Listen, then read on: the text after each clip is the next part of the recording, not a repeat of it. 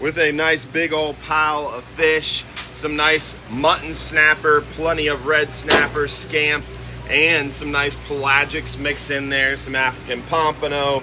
Definitely a lot of heads and tails to go along with the mangroves, yellowtails, and the nice big old red snapper. But look at that mutton. That is a stud mutton right there. Looks like you guys had a pretty stellar trip, huh? Yeah, we had a decent trip. We finally had some good weather, and of course the fishing was a little bit pickier with the good weather. Sometimes when it's rough, they're just biting and biting and biting. So we worked for them, but hit a couple of good spots, and one spot just got some variety on it. Several pompanos. We were only able to keep two, obviously. We caught two tunas trolling there. Nice. On the way there, we caught a tuna when we stopped. Oh, another true black too, huh? Yep, we caught a black grouper in that area. Wow. Just how many? lively. That's like 4 or 5 true blacks we've caught recently. Yeah, this has been our. We don't catch many of them, and we've had a run here this summer. That's crazy. I think it's wintertime, Wilbo. Or whatever. Whatever time of year it is. This season. This extended red snapper season. Definitely some nice scamp in here too, huh? Yeah, we got some nice scamps, triggers, pompanos, tunas on the troll and on the bottom. Lost another big fish on the troller that may have been a wahoo. There was just lots of pelagic action. There was little bonitas jumping everywhere, and even I saw sardines on the surface out there. Wow. So pelagic action was on fire, and these big red snapper, these are looking pretty thick. What was the hot bait this trip? Well, a lot of them were thread fins, and I would say a pinfish. A pinfish, thread fin, and cut bonita.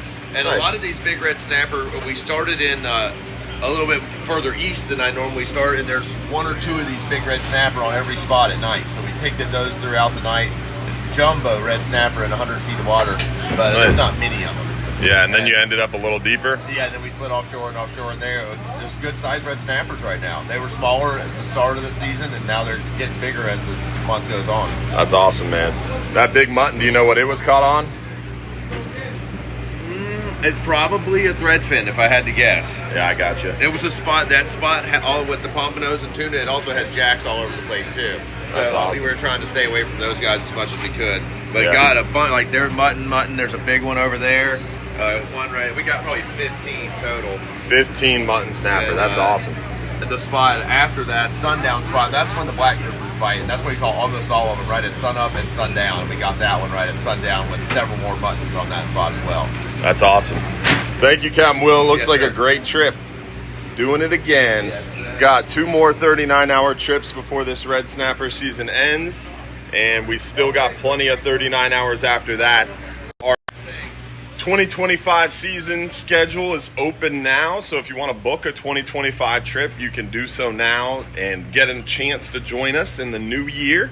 It is a little foggy this morning, nice and warm, but the water temperature is still pretty cool. So with that cooler water and warmer air, that's when we get these foggy mornings. So a little bit foggy, a little bit hard to see this morning, but not super thick fog. So we're looking forward to get out there and crush some of those hogfish on our nearshore trip.